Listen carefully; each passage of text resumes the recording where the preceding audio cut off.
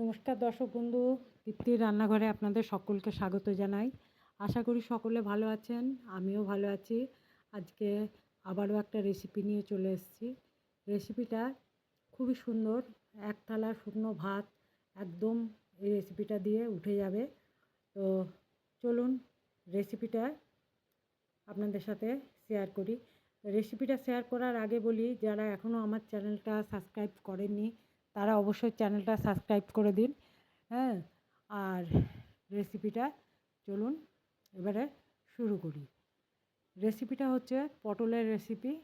পটল আর কাঁচা লঙ্কা দিয়ে রেসিপিটা করব, তার সাথে পোস্ত। তো দেখুন, আমি এখানে পটল নিয়েছি, 500 মতন পটল নিয়েছি। 500 পটল নিয়েছি, আর তার সাথে 4টের মতন কাঁচা লঙ্কা নিয়েছি।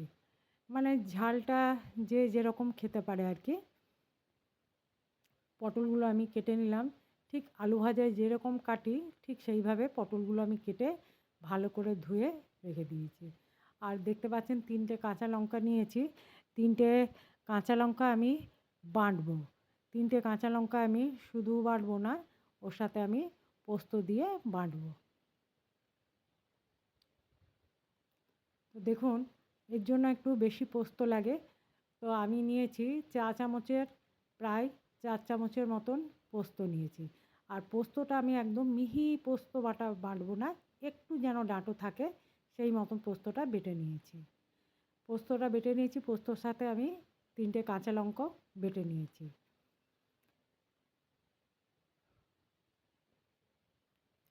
এরপরে কড়া বসিয়েছি। কড়াতে বেশ কিছুটা তেল দিয়েছি। তেলটাও দিয়েছি একদম সর্ষের তেল, আর তেলটা দিয়েছি 4 চামচের 3 চামচের মতন। তেলটা গরম হলেই আগে আমি পটলটা খুব সুন্দর করে ভেজে নেব। পটলটা ভাজতে একটু সময় লাগে, কিন্তু পটলটা ভাজবো। দেখুন পটলটা কতটুকু হয়ে গেল, কারণ পটলের থেকে একটু জল বেরোয়, তো পটলটা ভাজতে একটু সময়ও লাগে।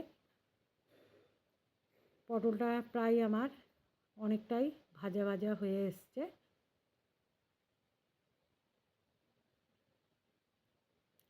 এরপর আমি পটলে দিয়ে দিচ্ছি আন্দাজ মতন নুন। দিয়েছি 4 চামচের হাফ চামচ, লঙ্কা গুঁড়িও দিয়েছি 4 চামচের হাফ চামচ, আর সামান্য 1 চিমটার মতন হলুদ দিয়েছি। হলুদ দিয়ে এটা ভাজা ভাজা করছি। ভাজা ভাজা করতে করতে দেখুন বেশ ভালো ভাজা হয়ে গেছে। এরপর আমি দিয়ে দিচ্ছি পোস্তটা।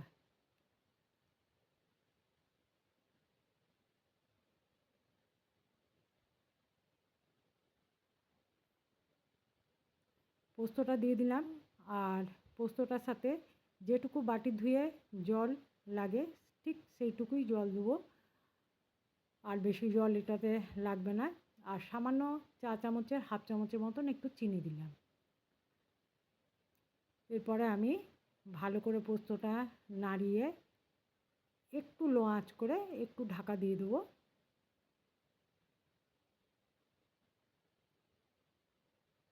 পোস্তটা ভালো করে পটলের সাথে মিশিয়ে নিলাম।